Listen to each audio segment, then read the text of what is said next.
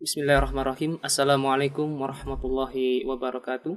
Alhamdulillah wassalatu wassalamu ala Rasulillah wa ala alihi wa sahbihi wa man tabi'ahum bi ihsanin ila yaumil qiyamah wa ba'd. Ikhwatal iman, para pendengar Radio Al-Iman dan juga para pemirsa TV Al-Iman rahimani wa rahimakumullah. Alhamdulillah, segala puji bagi Allah, pada kesempatan hari ini kita masih diberikan oleh Allah kesehatan dan kemudahan sehingga kita bertemu kembali dalam pembahasan ya, dengan bersama yang mana kita studio sekarang ini ada bersama Ustadz Fadlan Hamzah LCM Hafizahullah Ta'ala, dan mari kita sapa beliau terlebih dahulu. Assalamualaikum Ustadz. Waalaikumsalam warahmatullahi wabarakatuh. Ya, gimana Ustadz kabarnya pada saat ini? Alhamdulillah bikhair. Antum bagaimana? Alhamdulillah Ustadz bikhair Ustadz. Dan insyaallah pada kesempatan kali ini Ustadz kita akan membahas tentang syafaat Ustadz ya. Syafaat ya. Dan mungkin banyak dari kita tidak mengerti Ustadz, apakah syafaat itu sebenarnya? Mungkin Ustadz bisa menjelaskan mengenai sebenarnya pengertian dari syafaat itu apa Ustadz? Iya. Rasulullah Sallallahu Alaihi Wasallam dalam hadis yang sahih dikeluarkan oleh Al-Imam Al-Bukhari dan Imam Muslim, Rasulullah Sallallahu Alaihi Wasallam mengatakan, likulli nabiyyin da'watun mustajabah. Setiap nabi itu memiliki doa yang pasti dikabulkan. Wa ta'ajjala kullu nabiyyin da'watahu.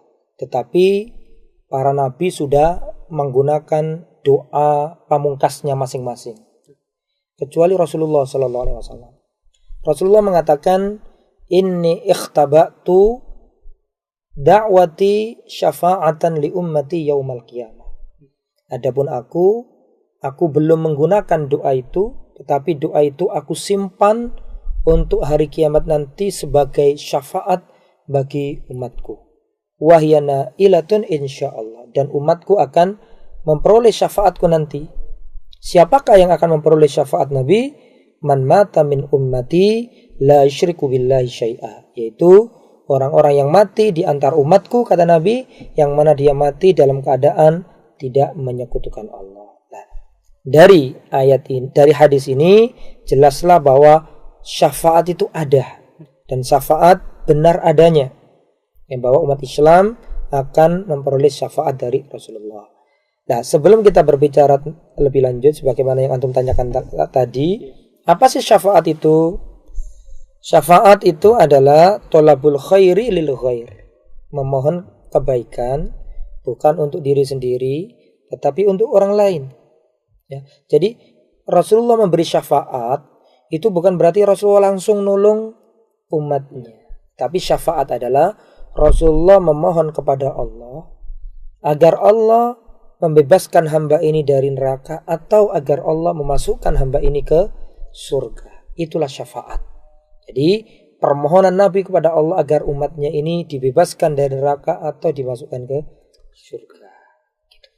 Mungkin untuk pengertian syafaat Ustaz ya. Dan mungkin para pemirsa juga ingin mengetahui Ustaz, kira-kira siapa saja Ustaz yang berhak mendapatkan syafaat dari Rasulullah SAW? Iya.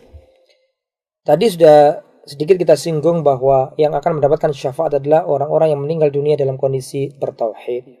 Dalam hadis yang lain Rasulullah juga mengatakan, khuyirtu baina syafa'a wa an yadkhul syatru ummati al-jannah.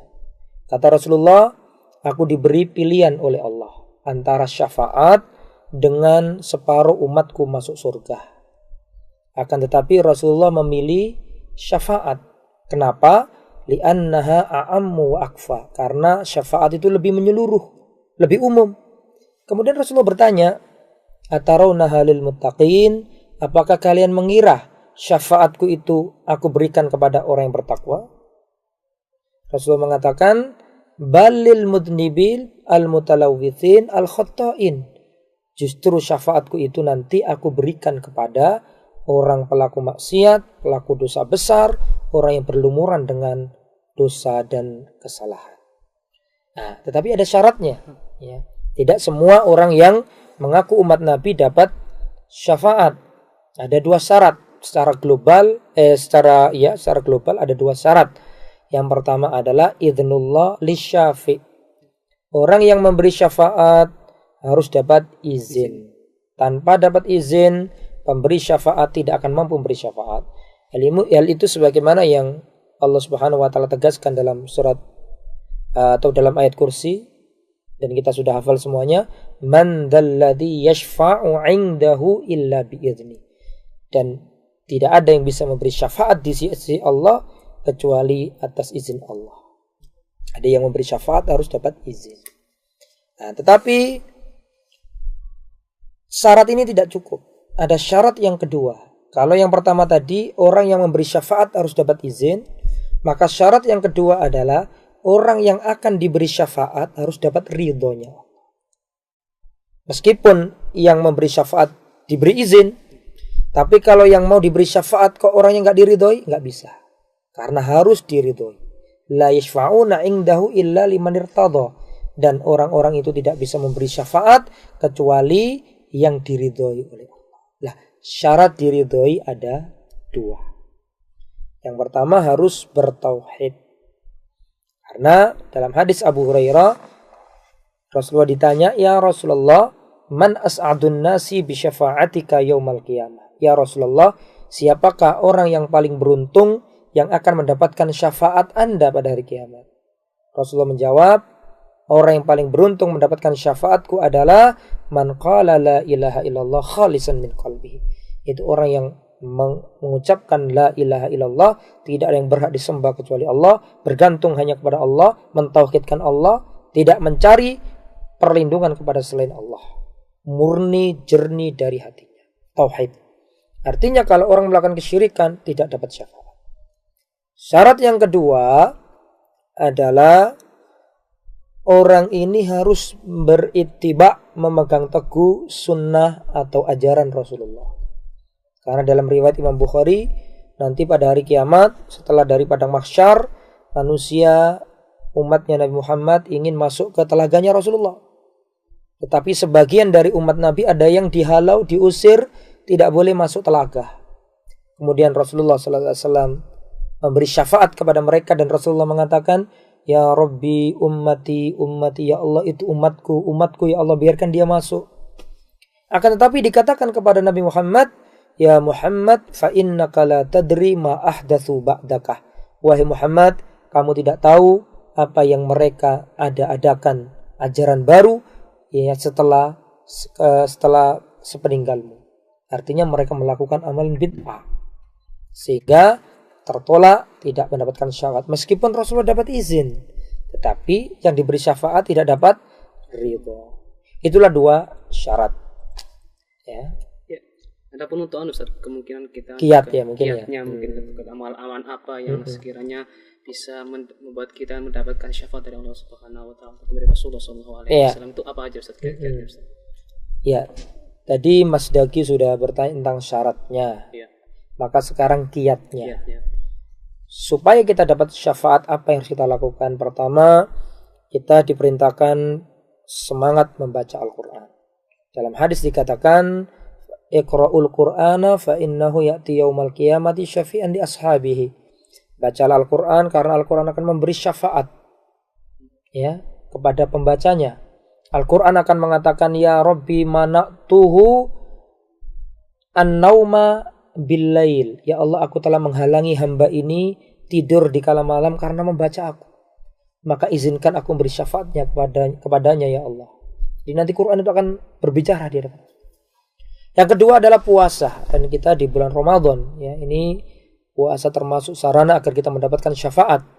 Karena dikatakan bahwa nanti puasa akan berhujjah di hadapan Allah, ya Allah, Allahumma Rabbi inni mana'tuhu at-ta'ama wasyahwata bin nahar. Ya Allah, dulu aku menghalangi hamba ini sehingga dia tidak makan, tidak minum, tidak menumpahkan syahwatnya di siang hari. Nah, maka sekarang ya Allah izinkan aku memberikan syafaat. Maka Allah perkenankan syafaat. Kemudian yang nomor 3 adalah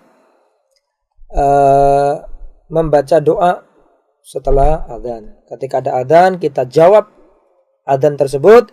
Kemudian setelah adzan kita membaca doa. Setelah mendengar adzan kita baca doa. Allahumma rabba hadhihi da'wati tama was salatil qa'imah ati Muhammadanil wasilata wal fadilata wal fadilah wab'athu maqaman mahmudan alladhi wa'adtah. Kata Rasulullah, siapa yang baca doa ini, halat lahu syafaati yaumal qiyamah. Dia berhak mendapatkan syafaatku pada hari kiamat. Itu yang nomor 3.